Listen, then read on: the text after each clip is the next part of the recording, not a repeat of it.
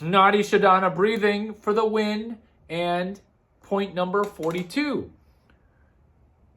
Coincidentally, not coincidentally, Jackie Robinson's number. Coincidentally, engineering serendipity is Jackie Robinson Stadium at Los Angeles doing 3 5-hour keynotes that are monologues. What? You're doing a comedy special inside a baseball stadium? Yeah. Have you seen them? They're televised on ESPN. 5-hour monologue. Being a fan behind home plate. I say this as a joke that you don't laugh at because you don't understand. Let me re-say it where I don't care if you laugh or not, you're going to benefit. 42 is Jackie Robinson's number. It is counterintuitive to use venues outside of open mics to do the startup of our comedy careers. It is counterintuitive. Because we brainstorm innovative venues such as number 42, top 10 comedy business skills taught and learned by you.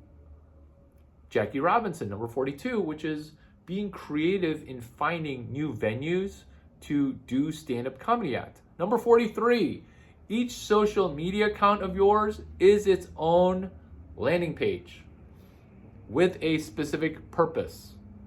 If you already are a ginormously awesome comedian, this advice also pertains to you because your social media account needs to have one purpose. Each social media account is a landing page. Number 44. Each landing page is 70 to 90% funny, 10% to 30% educational, useful / call to action. So we can have flagship posts, number 45. Flagship posts where you sell. Let's go into something specific because number 45, a flagship post that you sell, you're gonna be like, what? I have to sell a podcast?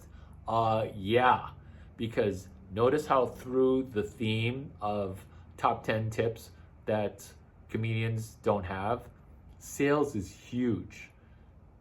Let's say you mooch your way onto a podcast or you get invited to a podcast because you're funny. Because guess what?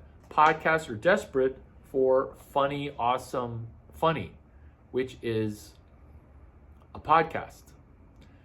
What are you now going to do with your podcast experience and your podcast exposure and your podcast content? Now you're going to market it on social media. So do you see how you're marketing it to market? Whereas what should you be doing? Oh, good question for point number 45, which is flagship posts that you sell. Hey, I heard that you had this problem. My podcast that I don't even host solves that problem. Can we study buddy that podcast? $60 please. If you do 2 positive things within that podcast, you will now benefit. Why? Why will you benefit now?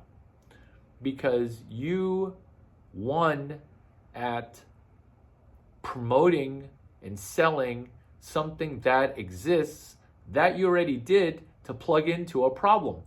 Everyone else is trying to do marketing to try to get discovered. You are putting in just the tip because guess what? When the tip goes in,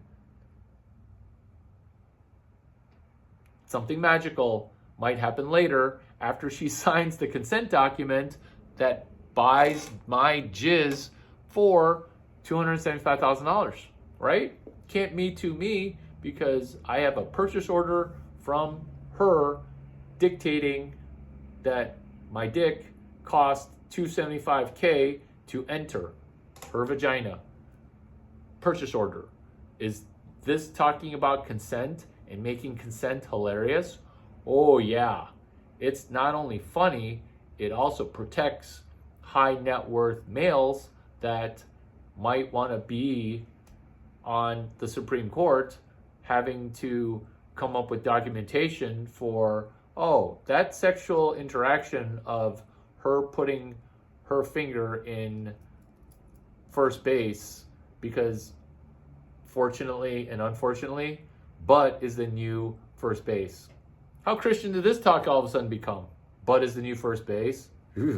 Ew. Which is flagship posts that we sell.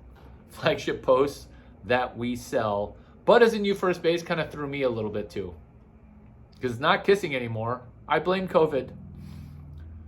We also engineer up a tidal wave of momentum, perpetual promotion machine. That one post. So do you see how we're moving from comedian into working comedian by having the one podcast be our revenue workhorse? That wraps up point number 45, which is the flagship posts that we sell.